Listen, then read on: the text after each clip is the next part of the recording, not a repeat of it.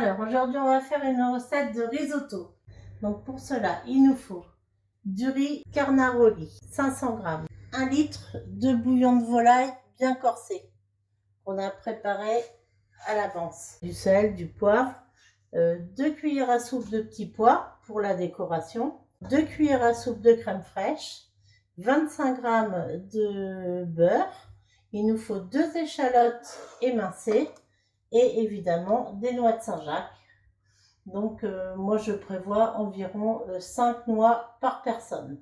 De l'huile d'olive, 2 cuillères à soupe et il nous faut aussi 50 centilitres de vin blanc.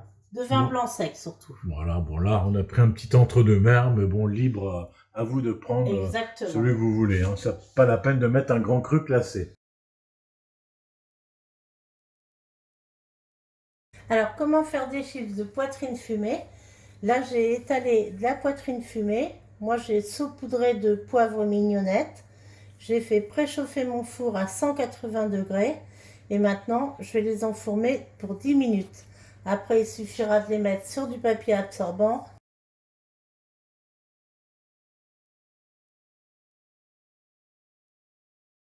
En fait, le risotto, la base est toujours la même. Après, vous mettez des Saint-Jacques, de la viande, des crevettes, vous mettez ce que vous voulez, mais la base est toujours la même. Donc, dans 3 cuillères à soupe d'huile d'olive, je mets à suer mes échalotes. Sans coloration. Et après, dans mes échalotes, je rajoute mon riz et je mélange bien ce qui s'appelle nacrer le riz. En fait, c'est pour que le riz s'enrobe de toute la matière grasse qu'on a mis, entre autres l'huile d'olive. On mélange bien tout, surtout pas de coloration. On voit très bien que le riz commence à blanchir un petit peu, c'est ce qui s'appelle nacrer. Blanc comme ça, il est très beau. Pas trop longtemps. Une fois que le riz est bien enrobé, on va ajouter le vin blanc.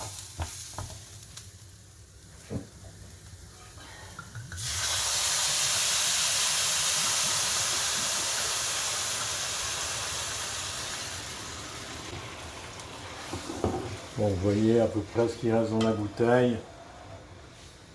Et on mélange bien pour que tout soit bien absorbé par le riz, ce qui va donner un bon goût à notre risotto. Alors, une fois que le vin est bien absorbé par le riz et bien évaporé, on ajoute le bouillon. Alors moi j'ai utilisé du bouillon de volaille parce que c'est ce que je préfère. Mais après avec du poisson, on peut mettre du fumet de poisson. Ça c'est chacun choisit ce qu'il veut. Et on mélange bien jusqu'à absorption totale du liquide. Et on répète l'opération autant de fois qu'il est nécessaire. Vous êtes à quelle température à peu près là? Je vois là j'ai mis 6, à hein. 6. Après, Température moyenne? Voilà, on baisse, on laisse mijoter tranquillement. On le laisse à petit bouillon. Quand vous sentez que le riz est un petit peu résistant et qu'il commence à coller à la poêle, et bien on rajoute un petit peu de bouillon, on mélange et ça jusqu'au bout de la cuisson. Alors là, il y a une bonne partie du bouillon qui a été absorbée, donc on n'hésite pas. On en remet une ou deux louches.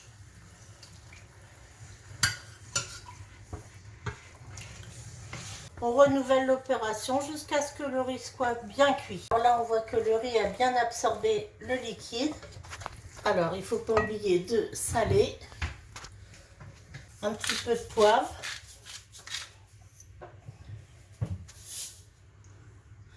On rectifie l'assaisonnement parce que là, c'est un peu limite.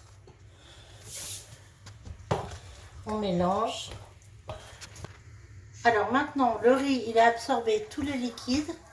Ce qu'on va faire, c'est qu'on va rajouter la crème fraîche.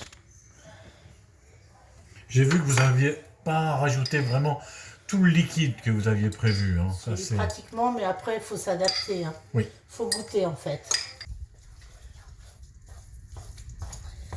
On rajoute nos petits pois. J'insiste sur les petits pois surgelés, c'est bien mieux que les petits pois en boîte parce que ça se tient beaucoup mieux. C'est juste pour faire un petit côté vert préparation. Je le laisse vraiment tout doux. Je le couvre. Il faut que le beurre soit noisette et on va les faire snacker. Moi préalablement, j'ai mis du poivre concassé sur mes Saint-Jacques. Ça va très vite. Regardez. Ah oui, en effet. Voilà. Là, je les retourne. Ah, c'est un aller-retour. Après, on met une petite fleur de sel par-dessus.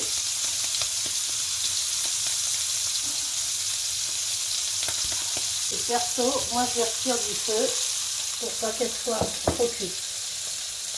Alors, notre risotto maintenant était prêt. La dernière chose à faire, c'est de rajouter du comté. Donc, on rajoute ce qu'on veut, suivant si on aime très fromagé ou pas. Moi, j'ai mis 70 g de comté râpé.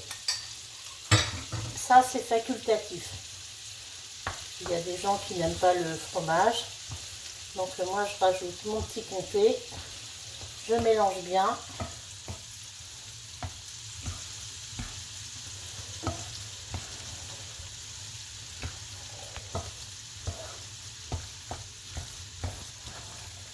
Et à ce stade, la recette est terminée.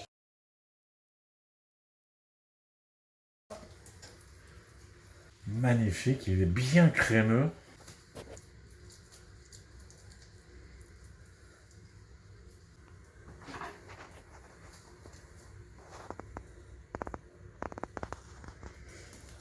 La pâte du chef.